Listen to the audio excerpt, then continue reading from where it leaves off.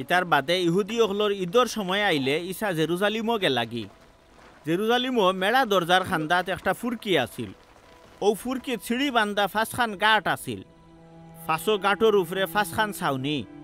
ইব্রানি ভাষায় এই ফুরকির নাম বাইত সদা। ও গাঁটও বহুত জাতর বেমারি ফড়ি রইত। লুলা লেংড়া আন্দা আর বেমারে যারা শরীর একেবারে শুকাই গেছে তারাও অনরইত। মাঝে মাঝে একজন ফিরিস্তা আইয়া ও ফুরকির ফানি লাড়াইতা। লাড়ানির বাদেও ফয়লা যে জন ফানিত লামতো তার যত বড় বেমারও ভালো হয়ে যেত। এর তাই ও বেমারি হলে ফানি লাড়ানির আশায় অনফড়ি রইত। এরার মাঝে ওলা একজন বেমারি আছিল যে বেটা 38 বছর থাকি বেমার। বহুত দিন তাকে হে অনফড়ি রইছে শুনিয়া ইসাই তারে জিকাইলা, কিতাবা তোমার ইচ্ছা নি তুমি ভালো হয়ে যেতাই? বেটায় কইল, হুজুর আমার তো ইলা খেও নাই, যেন ফানি লাড়ানির লগে লগেও আমার ফুরকিত লামাইতো। আমি লামতে লামতে আরেকজন গিয়া লামি যায়। ইসা এরে কইলা, তে উঠো, তোমার বিছনা লইয়া আটা চলা করো।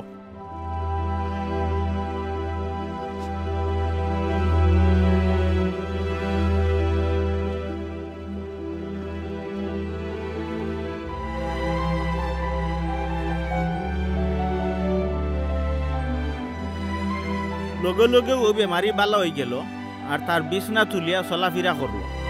এই দিন আছিল জুম্মাবার। জুম্মাবারে কোনো জাত খাম করা যাইজ নাই।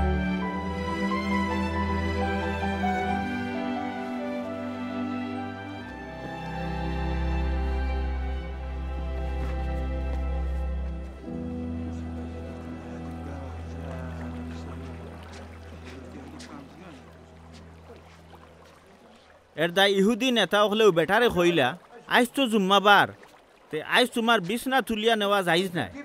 হইলে হে কইল, যেইন আমারে বালা করছইন তাইনু আমারে কইলা, উঠো তোমার বিছনা লইয়া আটা চলা করো। তেও নেতা হলে বেটারে জিকাইলা, ও মানুষগু খেগু যে গিয়ে তোমারে কইছে বিছনা লইয়া চলাফিরা করতাই। হইলেও বেটায় তো জানতো না তাইন খেয়ে। সেই জায়গাত বহুত মানুষে ভিড় করি লিছইন দেখিয়া ইসা হিন্তনে গেছ লাগি।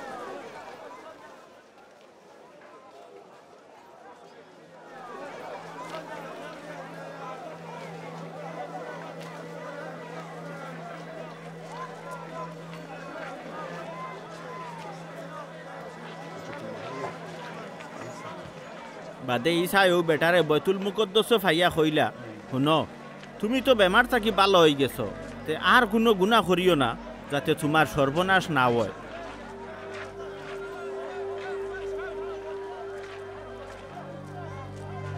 তো ও বেটায় গিয়া ইহুদি নেতা অকলরে কইল, তারে যেন বালা করছইন এর নাম ইসা। ইসায় জুম্মাবারে বেমারিরে বালা করায়। ইহুদি নেতা হলে তানরে মারি লিতা চাইলা।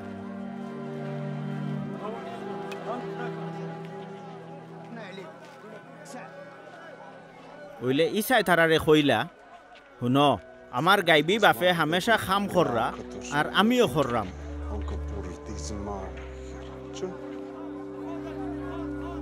ইকান শুনিয়া তারা তানরে জানে মারার লাগি আরো গরম হইয়া ফত তুকানিত রইলা। তারা মনে করছিল তাইন খালি জুম্মাবারও নিয়ম ভাঙ্গিছইন না, তাই আল্লাহ পাকরে বাপ ডাকিয়া শিরিকিও করছইন।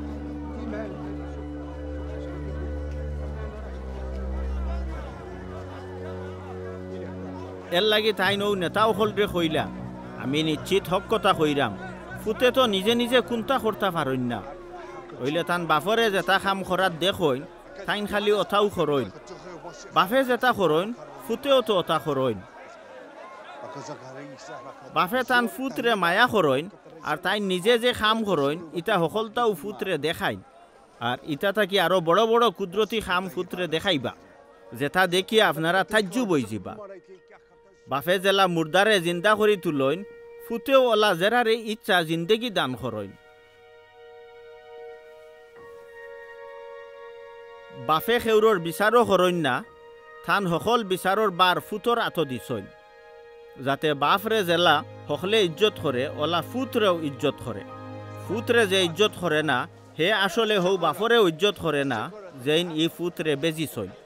আমি আপনারা রে হাসা কথা কইরাম, যে জনে আমার কালাম শুনে আর যেইন আমারে ফাটাইছইন তান উপরে ইমান আনে হে তো আখেরি জিন্দেগি ফাইলিছে তারে আর দোষী সাব্যস্ত করা হইতো নাই হে তো মৌত থাকি জিন্দেগিত ফাড়ি দিলাইছে আর আমি হাসাও কইরাম ইলা এক জমানা আইব বরং ওখনু আইচ্ছে যেবলা মুর্দা হলে আমি ইবনুল্লাহর গলার আওয়াজ শুনবা আর যারা শুনবা তারা জিন্দা হইবা ইতার কারণ হইল বাপ নিজে জেলা জিন্দেগির মালিক তান ফুতরে ওলা জিন্দেগির মালিকানা দিছইন বাপে ফুতরে মানুষের বিচার করার এখতিয়ার দিছইন কারণ এই নুতো বিন আদম তে ইটা শুনিয়া আপনারা তাজ্জুব হইবা না জানুননি ওলা সময় আইয়র যেবলা আল্লাহর ফুতর গলার আওয়াজ শুনিয়া মুর্দা অকল খয়বর থাকি বারইয়া আইবা আর যারা নেক কাম করছইন তারা বেস্তি জিন্দেগি পাওয়ার লাগি উঠবা ওইলে যারা নাফরমানির মাঝে জিন্দেগি খাটাইছে তারা উঠবা সাজা পাওয়ার লাগি আমি তো নিজে নিজে কোনটা করতাম পারি না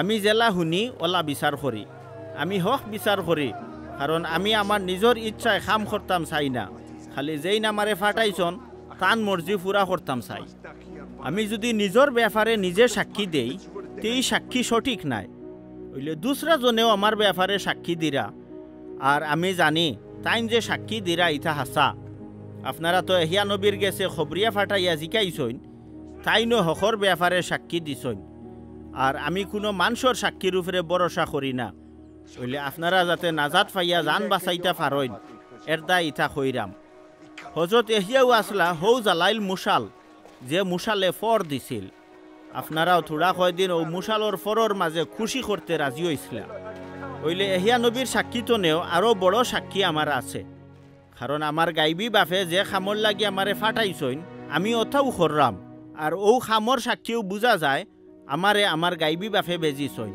তাইনু তো হৌ বাবা যেই আমারে ফাটাইছইন তাই নিজেও আমার ব্যাপারে সাক্ষী দিছইন আপনারা কোনো সময় তান গলার আওয়াজ শুনছইন না আর তান রে দেখছইন না এছাড়া তান কালাম তো আপনারা দিল রয় না কারণ তাইন যারে ফাটাইছইন এ নুফরে আপনারা ইমান আনইন না আপনারা তো খুব মন দিয়ে আসমানি কিতাব তিলাওয়াত করইন মনে করইন ইটা তিলাওয়াত করলে আখেরি জিন্দেগি পাইবা ওইলে ও কিতাবেও তো আমার ব্যাপারে সাক্ষী দেয় এর বাদেও আপনারা জিন্দেগি পাওয়ার লাগি আমার গেছে আইতা চাইন না আমি তো মানুষের গেছ থাকি তারিফ পাওয়ার আশায় আইছি না ওইলে আমি জানি আল্লাহর বাই আপনার কোনো মহব্বত নাই আমি তো আপনারা চিনি আমি আমার গাইবি বাপর নাম লইয়া আইছি তাও আপনারা আমারে একিন কররা না ওইলে দুসরা কেউ যদি তার নিজের নামে আয় তে তারে আপনারা একিন করবা আপনারা একে অন্যর গেছ থাকি তারিফ পাইতা চাইন ওইলে যে তারিফ আল্লাহর গেস্তনে পাওয়া যায় ইতার লাগি কোনো চেষ্টা করইন না তে আপনারা কেমনে একিন করবা আপনারা মনে করবা না আমি আমার বাবার গেছে আপনার তোরে দোষী বানাইমু ওইলে যে মুসা নবীর উপরে আপনারা ভরসা করিয়া আসইন হৌ মুসাইও আপনার তোরে দোষী কইরা আপনারা যদি মুসা নবীরে একিন করতা তে আমারে একিন করলাও নে ই মুসা নবীয়ে তো আমার ব্যাপারেও লেখছইন ওইলে আপনারা যেবলা তান লেখারেও একিন করইন না তে আমার মুখর কথারে কিলা একিন করবা।